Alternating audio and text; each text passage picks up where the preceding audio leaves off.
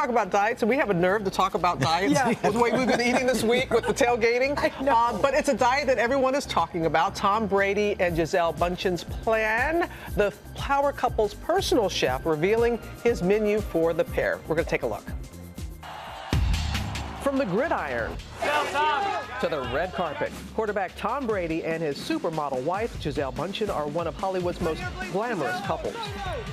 Now, their private chef, Campbell, revealing to Boston.com their powerhouse diet. Tom and Gisele are known for having some of the hottest bodies on the planet, but it sounds like their diet isn't that exciting. Campbell telling Boston.com 80% of their diet, vegetables and whole grains, like brown rice, quinoa, and beans. The other 20% is lean meat, grass-fed organic steak, chicken, wild salmon, and occasionally duck. Gisele even posting pictures of her healthy diet on Instagram. Seen here eating a vegetable soup. Her daughter Vivian digging into a green juice. And Tom making breakfast with the kids with the hashtag healthy pancakes. So what foods are totally off limits? Campbell says no white sugar, no white flour, no MSG. I'll use raw olive oil, but I never cook with olive oil. I only cook with coconut oil. Fats like canola oil turn into trans fats.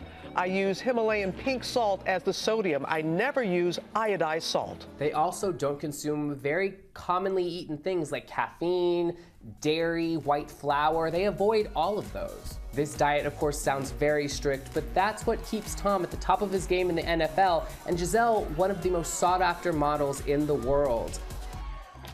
Obviously, it is working for both of them. Breaking it down for us, the Power Couples Diet, ABC News senior medical contributor, Dr. Jen Ashton, back by popular demand. Thank you. 80% plant-based. Yeah.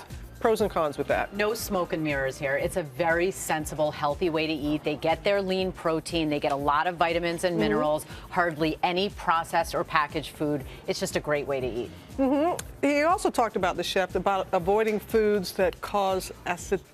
The alkaline diet, the acidity. It's so controversial. All the celebrities are talking about it. What they're talking about is acid base or pH balance. There is not a lot of great data that supports that what we eat changes the pH of our blood, because our lungs and kidneys do that. It does change the pH of our urine, and there is some data actually that if you eat alkaline foods or foods that are also high in potassium, it can improve muscle mass, it can improve growth hormone production, and it can decrease back pain, all things that they might want. Exactly. Okay, now you made me feel better because you hadn't really heard about this either. Nightshades. He said that he avoids nightshade foods. What exactly is that? And that's what's great about our jobs, right, Robin? Because we're learning all the time also. So this is a huge species of over 2,000 plants. Some have been attributed to actually cause inflammation, some thought to decrease inflammation.